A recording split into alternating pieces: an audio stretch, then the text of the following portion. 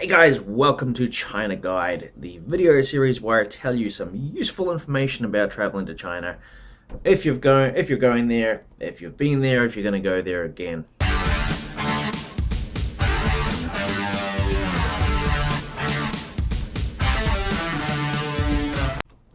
In this episode, we're going to talk about taxi drivers. Now, there's a few different types of taxi drivers in China. You have regular, legal taxi drivers who are going to use the meter. This is the kind of taxi driver you want.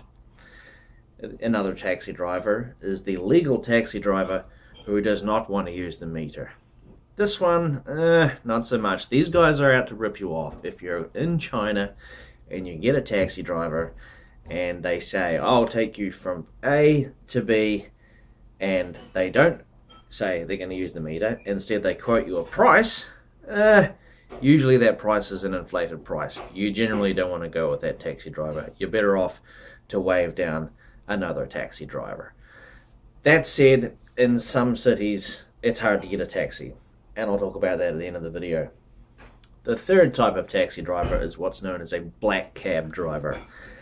Black cab, the word black cab means it's illegal. Okay, so these are unlicensed taxi drivers. These guys, their business is illegal. Their prices tend to be a bit inflated as well.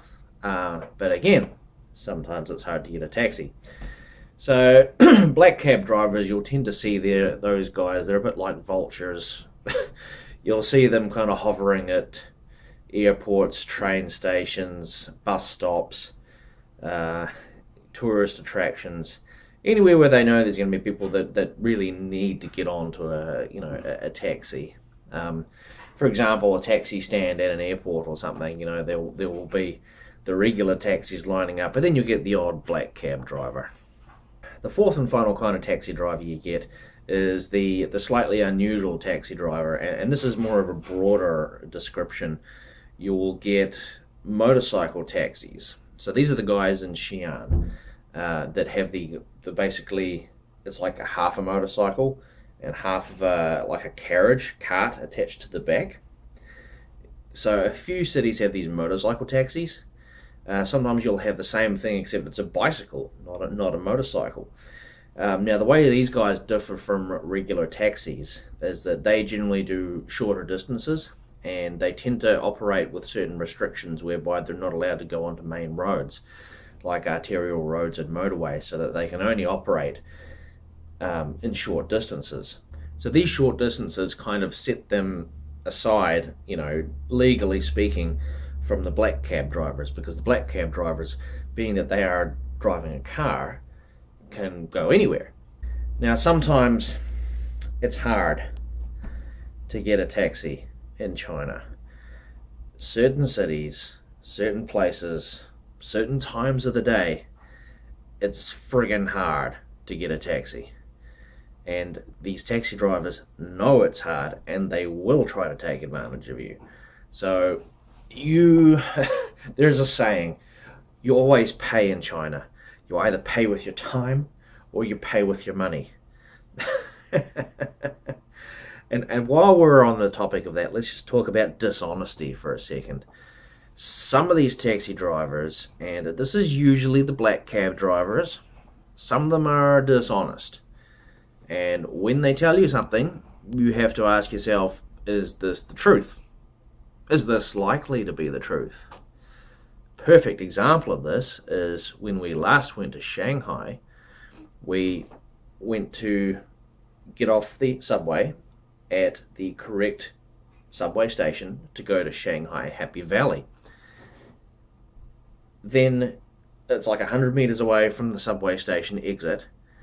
There is a bus stop where there is a free shuttle where that you take from that spot to Shanghai Happy Valley.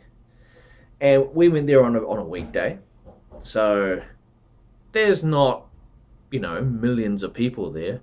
There's not tens of thousands of people there. There's probably a few thousand people there, but it's not totally full. It's not like it's a holiday weekend where it's jam-packed full of people, but the black cab drivers would have you believe otherwise.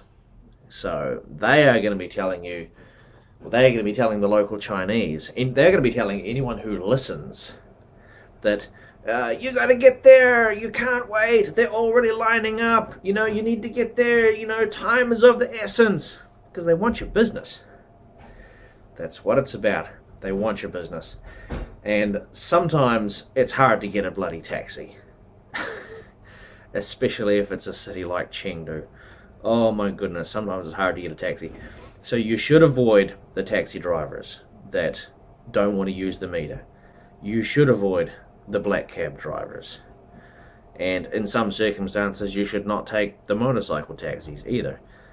That said, sometimes they are the only damn way that you will actually get from A to B. One final word of advice, and this is not something I've personally had to deal with, but this is something that Coco and her family, people she knows, have had to deal with. With taxi drivers, particularly the black cab drivers, when you agree to use them, to pay them, when you agree to use their business, I recommend you follow through and you use their business. There is a potential consequence if you don't. What I mean by that is, if you get into a black cab and you agree to pay a certain amount of money to go from point A to point B, and then something happens where you decide you don't want their business anymore, that could be potentially bad. And the reason I say that is Coco told me this great big long horror story about how her sister's husband did this in a black cab, and the black cab took them to his mates, and the mates beat them up. So, there are potential consequences for not following through with illegal transactions, because when you are using a black cab, it is essentially an illegal transaction. And like a lot of things in China, you can't enforce everything. So I hope that gives you a reasonable idea about taxis in China.